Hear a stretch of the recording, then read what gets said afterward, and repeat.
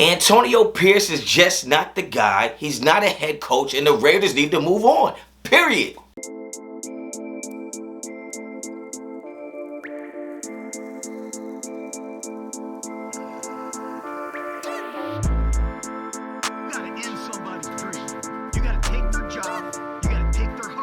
What's up with it, Raider Nation? It's your boy, Raider Honcho, and I'm back with a brand new video for you. Let's get right into it. You already know the vibes. You already know what type of time I'm on. If you're not a subscriber to the channel, well, damn, subscribe to the channel. Hit me up on Instagram and Twitter, both at Raider Honcho. Let's get right into it. I don't got no time for the shenanigans. I don't got no time for the chit-chat. I don't got no time for the small talk.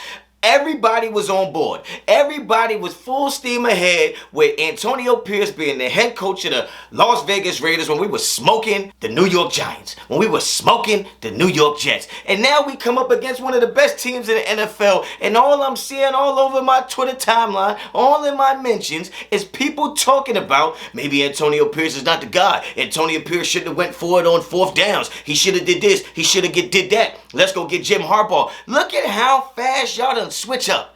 Look at how fast y'all done changed your minds. All because we held one of the best offenses in the NFL to 20 points. All because we had a chance to win the game with 50 seconds left and we turned the ball over. All because he ain't perfect. All because there's a transition period of going from an interim head coach to an actual head coach to putting game plans together. Last week you was a damn linebacker coach. This week you're a whole head honcho of a damn football team. You are now the leader of the entire franchise when it comes to in between them white lines. All because those things might get a bit rocky. Y'all ready to jump ship, huh? Y'all ready to pack it in and say, nah, he's not the right guy. Let's go move on. Let's go get somebody better. We need a new quarterback. After y'all was praising the fourth round quarterback, what did you expect? We got to be realistic, man. And if you come to this channel, you know I'm going to give you the facts over feelings. Because once again, y'all, some of y'all out there have let y'all feelings supersede your intelligence. The feeling of a new head coach, the feeling of a new quarterback. Y'all let that feeling supersede your intelligence.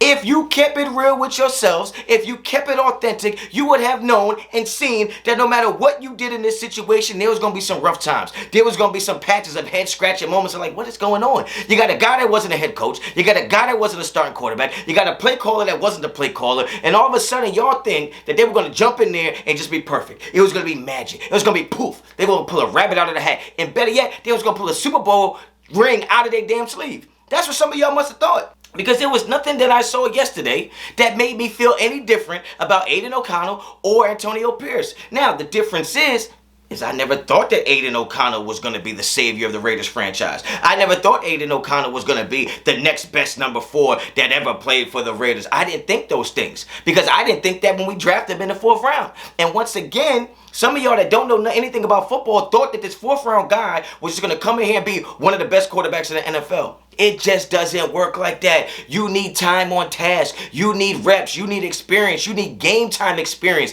And that's what he's gaining. Whether he's going to be the future or not, I don't necessarily think he is. Whether he's going to be the future or not, he's going to have rough moments. He's going to make bad plays. He is learning. He is learning on the job, on the fly. That's just what it is. I'm not making excuses to anybody, but these are reasons, right? Every action has a reaction. Like, those things go together. So him being a 4th round pick, and I don't want to hear, I had somebody in the chat talking about C.J. Stroud's a rookie and look what he's doing. He's better. C.J. Stroud is better than Aidan O'Connell. And he was picked much higher. You expect different things from guys that are picked in different places. We're not going to get into all that. You must have been trolling. I don't know. But at the end of the day, I didn't expect Aidan O'Connell to come here and be the savior of the franchise. Some of you guys did. So now that he's not that, you guys want to get rid of him and move on. That's fine. But at the end of the day, you guys got to start thinking realistically. You got to start thinking with some type of logic. Now, I was not disappointed at all in the way the Raiders played yesterday. Because the Raiders played to what I think they was going to do. Defense is starting to play well, and offense is going to struggle because you have no offensive line and you have no damn running game. And on top of that, you have a quarterback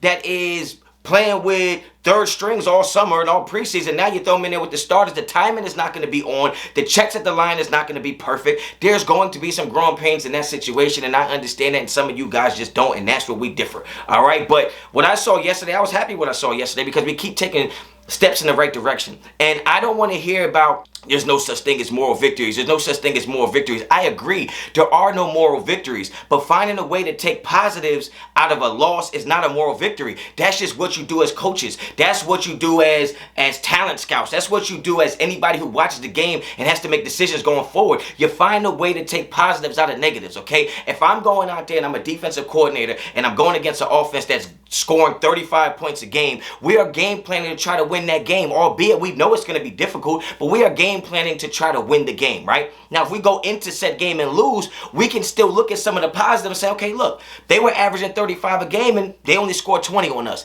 Taking that positive is not a moral victory. It's just what you do. It's what you say to yourself. It's like, you know what we're doing is working. We don't need to change a lot. We need to just continue doing what we're doing because it's working. It's not an overnight fix, but the steps we have been taking are working. You're seeing the productivity on the field. You're seeing the progressions on the field. You're seeing positivity out there with the Las Vegas Raiders that you weren't seeing just 4 weeks ago. So it's not taking a moral victory to take the positives out of a loss, okay? Now, we have a ton of stuff to work on, but when you really look at it realistically, the season was going to be over anyway. We weren't looking at the playoffs. We weren't looking at the Super Bowl. If we snuck into the playoffs, that would have been great. But what you're really looking for right now is to see what you have. If you're going to have that head coach, if you're going to have these same players, you got to look at what you got. You got to look at what's worth keeping, what's worth moving on from. Do you trade Devontae Adams to get more picks? Do you get rid of Josh Jacobs to try to acquire some people? You got to build the offensive line. You got to build the defensive line. And if you're one of those people that just change your mind every day, then you need to go get off of social media. You need to get off of YouTube. You need to just go find some help, okay? Because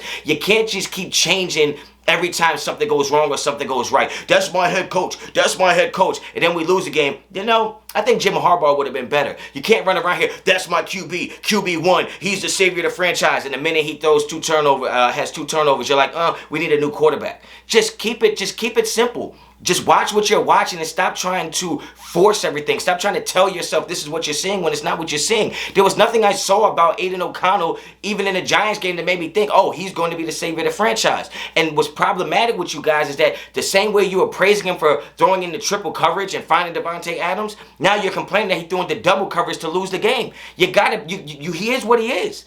And you guys got to accept it. I think he'll get better. I just don't think he's ever going to be the guy we need him to be to run the franchise. And that's okay. Okay, when it comes to Antonio Pierce, he's going to learn. Yes, I do think an experienced head coach might not have went for it on all those fourth downs, and they might have took the points. But at the end of the day, those are growing pains that he has to go through and we have to go through as fans. We can't keep just trying to plug another person in, because at the end of the day, what you need to realize is that no matter who we put in there, they're going to have their own obstacles. They're going to have their own set of circumstances that they have to overcome. And we as fans just have to sit there and get through it. That's just what it is. All right? So to sit here now on Monday morning and act like Antonio Pierce is not the guy when a bunch of y'all, most of y'all was running around here raving about how great he was as a head coach because we beat two of the worst teams in the NFL. Like, you guys got to smarten up. That's what Mark Davis said. Y'all got to smarten up and start using this. If you have it. If you don't, I understand. But stop running around here and every time something great happens, you jump up and down. Every time something bad happens, you want to be in the bottom of the barrel and just think so negative. Like, you got to stay even. You got to start figuring out what's going on and what's right and what's wrong. All right. If you just let me know what you think in the comments. Get down in the comments right now. Let me know what you think. Are you still with AP? Are you still with AOC? Because some of y'all was cheerleading real hard for those two, and now it seems to be the tides have turned after one game. Get down in the comments, let me know what you think. If you like the video, like the video. If you like the content on this channel, subscribe to the channel. Hit me up on Instagram and Twitter, both at Raiderinfo. Till the next time, as always, Raiderinfo out.